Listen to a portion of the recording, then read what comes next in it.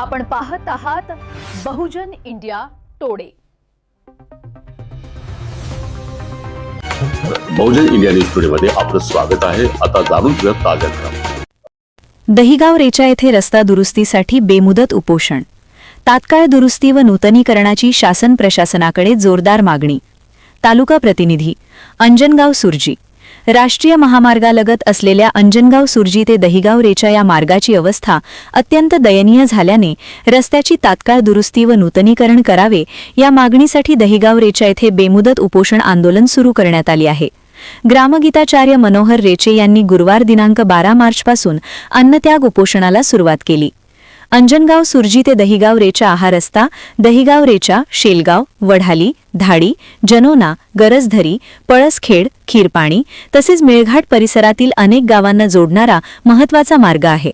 मात्र गेल्या काही वर्षांपासून या रस्त्याची अवस्था अत्यंत खराब झाली असून ठिकठिकाणी मोठे खड्डे पडले आहेत। याबाबत प्रशासनाला वारंवार निवेदने देऊनही कोणतीही ठोस कार्यवाही न झाल्याने नागरिकांमध्ये तीव्र नाराजी व्यक्त होत आहे। अंजनगाव सुरजीले तालुक्याचे मुख्य ठिकाण असल्यामुळे या मार्गावरून दररोज मोठ्या प्रमाणात नागरिकांची ये-जा सुरू असते। खराब रस्त्यामुळे विद्यार्थी, शेतकरी, नोकरदार आणि व्यापाऱ्यांना मोठ्या अडचणींचा सामना करावा लागत आहे। विशेषतः गंभीर रुग्ण, गर्भवती महिला आणि वृद्धांना रुग्णालयात नेताना रुग्णवाहिकांना मोठ्या अडचणी निर्माण होत असल्याने नागरिकांमध्ये संतापाचे वातावरण आहे। याच मार्गावरून शेतकऱ्यांना आपला शेतमाल बाजारात नेण्यासाठी वाहतूक करावी लागते। मात्र खराब रस्त्यामुळे वाहनांचे नुकसान होत असून वाहतूक खर्चही वाढत असल्याची समस्या शेतकऱ्यांनी मांडली आहे। रस्ता म्हणजे विकासाचा कणा असून रस्ताच नसल्यास विकासाच्या अनेक योजना ठप्प होतात, असे मत आंदोलनकर्त्यांनी व्यक्त केले। यावेळी सिद्धार्थ सावळे, सुरेश इंगळे, राहुल सावळे, महेंद्र भगत यांच्यासह गावकरी उपस्थित होते। तसेच माजी सभापती शशिकांत मंगळे यांनी उपोषणस्थळी भेट देऊन आंदोलनास पाठिंबा दिला। उडान चॅरिटेबल ट्रस्टच्या अध्यक्षा सारिका धामोळे यांच्यासह या उपोषण आंदोलनाला श्री गुरुदेव सेवा मंडळ, वारकरी संप्रदाय समता सैनिक दल, सिद्धार्थ नवयुवक मंडळ, श्री महादेव संस्थान, विविध बचत गट, गायत्री परिवार, नित्यानंद भक्त मंडळ, संघर्ष मित्र मंडळ, Chhatrapati group, auto rickshaw union, विद्यार्थी वर्ग, श्री जगदंबा देवी संस्थान, शेतकरी संघटना, नोकरदार वर्ग, प्रहार जनशक्ती पक्ष, प्रहार विद्यार्थी संघटना, लोकजागर संघटना, विदर्भ राज्य आंदोलन समिती तसेच दहिगाव रेचा ग्रामस्थ आणि पंचक्रोशीतील नागरिकांनी साखळी व लाक्षणिक उपोषणाद्वारे पाठिंबा दर्शविला आहे। दरम्यान रस्ता तात्काळ दुरुस्त करून नूतनीकरणाचे काम सुरू करावे, अन्यथा आंदोलन अधिक तीव्र करण्यात येईल असा इशारा दहिगाव रोड आहे याची अत्यंत दयनीय अवस्था झालेली आहे। म्हणजे शाळेची मुलं, मुली, नोकरदार, शेतकरी वर्ग या सर्वांना, आजारी व्यक्ती आहे, गर्भवती महिला आहे, अंजनगावला नेताना आणि केवळ दहिगाव पुरता मर्यादित नाही, हा इकडे गरजदरी गाव आहे, खिरपाणी गाव आहे, धाडी आहे, तिकडे पळसखेड आहे, याही लोकांना याच मार्गाने जावं लागते आणि ते खड्डेमय रस्ता झाल्यामुळे वाहन चालकांना कसरत करावी लागते आणि अनेकदा किरकोळ अपघात सुद्धा त्या रोडवरती घडलेले आहे। आणि म्हणून त्या रोडच्या दुरुस्ती करता आमची मागणी आहे। आम्ही सर्व निवेदन दिले कलेक्टर पासून पालकमंत्र्यापासून सर्वांना, कुठलाच प्रतिसाद न मिळाल्यामुळे ते निवेदन स्वरूप दिलं होतं, पण प्रतिसाद न मिळाल्यामुळे आज उपोषणाला सुरुवात केली आहे, आमरण उपोषण। याच्या अगोदर ते रोडचं काम चालू होतं तेव्हा पण आम्ही खूप प्रयत्न केला होता थांबव्यासाठी, पण कोणीच आमची गोष्ट घेतली नाही। त्यानंतर आम्ही जीसीपी लावली, नंतर अजून काम करून घेतलं, पण ते पण काही झालं नाहीये।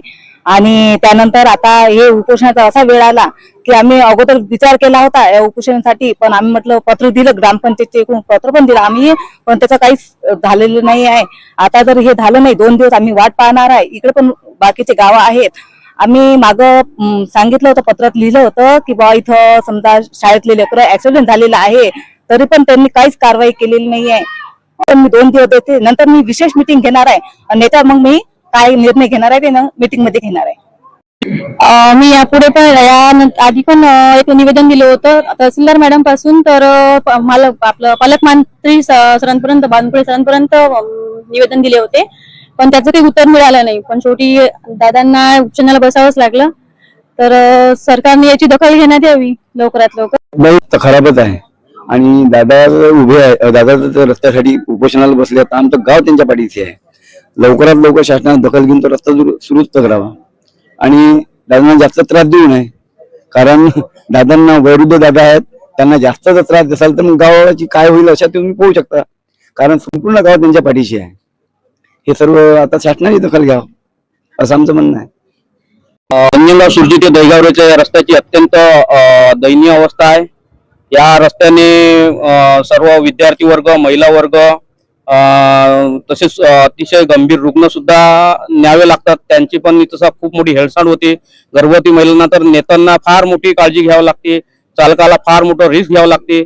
आणि या सर्व परिस्थितीमध्ये कुठे काय होईल, अपघात होईल, काय होईल, काही किती गावात नागोदर नंदकिशोर उत्तमराजेचे दहीगावच आहे. जे आता त्या रस्त्याची दुर्दशा झालेली आहे, खराब झाला आहे, त्याबद्दल आपण काय सांगाल? याबद्दल आम्ही मागच्या वेळेस जे ठेकेदाराला काम दिलं होतं त्याही वक्त आम्ही ते लिहिलं होतं, पण ठेकेदारानं आमची गोष्ट घेतली नाही. 8-10 महिन्याच्या अगोदर विशेष म्हणजे खिरपाण्याची बळी आपल्या सरकारी दवाखान्यात ती पोचली नाही, पण त्याचा वाली नसल्यामुळे ते बळी खलास झाली. त्यावेळेस कोणच दखल नाही घेतली त्याची. 8-10 महिने झाले. बरं, आपण शासनाला, प्रशासनाला काय कराल, आव्हान द्या? प्रशासनाला काय देतात, किती वेळा ते पत्र पाठवले ना, सगळं केलं. काय म्हणतात प्रशासन, आपली काय आहे? रस्ता रोड झालाच पाहिजे आमच्या दहीगावचा. हा ना, रस्त्यामुळे झाले ना. आता मागच्या वेळेस आम्ही ठेकेदार होता, आम्ही त्याला म्हणतात हे क्रॉस केला, तोही रस्ता खराब झाला. 10 महिन्याच्या अगोदर डिलिव्हरी दोन मिली ना. जवळपास जिल्हा जवळल्यानंतर आता तिसरं उपोषण मनोहर दादा रेचेंचं आहे. इथे तर माझ्या असं लक्षात येते की वास्तविक पाहता जिल्हा परिषदेकडे 2 प्रकारचे रस्ते असतात, एक ग्रामीण रस्ता आणि एक इतर जिल्हा मार्ग. इतर जिल्हा मार्गाची लांबी जनरली 15 किलोमीटरच्या वर असते. हा रस्ता 15 किलोमीटरच्या वर आहे, म्हणजे 20 किलोमीटरचा हा रस्ता आहे की ज्याच्या उपोषणाकरता आता सध्या मनोहर दादा रेचे बसलेले आहेत. वास्तविक पाहता प्रशासनाचं म्हटल्यापेक्षा लोकप्रतिनिधींचं एवढं दुर्लक्ष आहे की एवढ्या किलोमीटर लांबीचा रस्ता हा केव्हाही सार्वजनिक बांधकाम विभागाकडे असावा, जिल्हा परिषदकडे नसावाच. कारण की जिल्हा परिषदकडे खऱ्या अर्थानं निधी जेवढा येत नाही, जेवढा काही अपुरा निधी येतो. माझ्या माहितीने जिल्हा परिषदला आजही, म्हणजे अंजनगाव तालुक्या बाबतीत बोलतो, 7 रस्ते हे इतर जिल्हा मार्ग इथं आहेत. इतर जिल्हा मार्गाचे सर्व रस्ते हे सार्वजनिक बांधकामकडे वर्ग करण्याचं काम हे लोकप्रतिनिधीचं असतं. लोकप्रतिनिधींना पूर्णपणे लक्ष घालून जिल्हा परिषदकडे काढून हे रस्ते जर समजा सार्वजनिक बांधकाम विभागाकडे दिले तर सार्वजनिक बांधकाम विभाग कुठेतरी याच्यावर लवकर जास्त निधी उपलब्ध करून आणून देईल. की आज आता जे 2026चं आपलं परवाचं बजेट झालं तर सार्वजनिक बांधकाम विभागाला सुद्धा अंजनगाव आणि दर्यापूर तालुक्यात 0 पैसा टाकलाय, 0. म्हणजे मी जर त्या बजेटवर जर आता बोललो तर मोर्शीच्या रस्त्याचा विचार केल्यास 70 कोटी रुपये टाकले की ज्या रस्त्याला चिपोराही पडला नाही. सांगापूर पासून तर त्या रजनी मंगल कार्यालयापर्यंत 40 कोटी रुपये सध्या द्यायचे टाकले की ज्या रस्त्याचा चिपोरा पडला. आणि इकडे अशी परिस्थिती आहे की लोक खड्ड्यात रस्ता की रस्त्यात खड्डा, अशा परिस्थितीमध्ये हे रस्ते सार्वजनिक बांधकामकडे वरती करत नाही आणि शासन सुद्धा पैसा टाकत नाही. जिल्हा परिषदमध्ये या हेडवर जास्तीत जास्त वर्षाला, मागच्या वर्षी मोठ्या मुश्किलनं 40 कोटी आले की जिथं जिल्हा परिषदेला 5000 किलोमीटरची लांबी अख्ख्या जिल्ह्यात आहे. अंजनगाव तालुक्यात माझ्या विचाराने, माझ्या माहितीनुसार जवळपास 500 किलोमीटर रस्ते जिल्हा परिषदेचे आहेत, परंतु कुठेतरी लोकप्रतिनिधीचे दुर्लक्ष होते. यातले जवळपास निम्मे रस्ते म्हणजे इतर जिल्हा मार्ग जे आहेत हे सर्व सार्वजनिक बांधकाम विभागाकडे टाकायला पाहिजे आणि ग्रामीण मार्ग इथं ठेवायला पाहिजे. ग्रामीण मार्गामध्ये काही निधी जो आहे त्या ग्रामीण मार्गामधला सुद्धा काही रस्ते हे मुख्यमंत्री ग्राम सडक मध्ये, प्रधानमंत्री ग्राम सडक मध्ये टाकायला पाहिजे.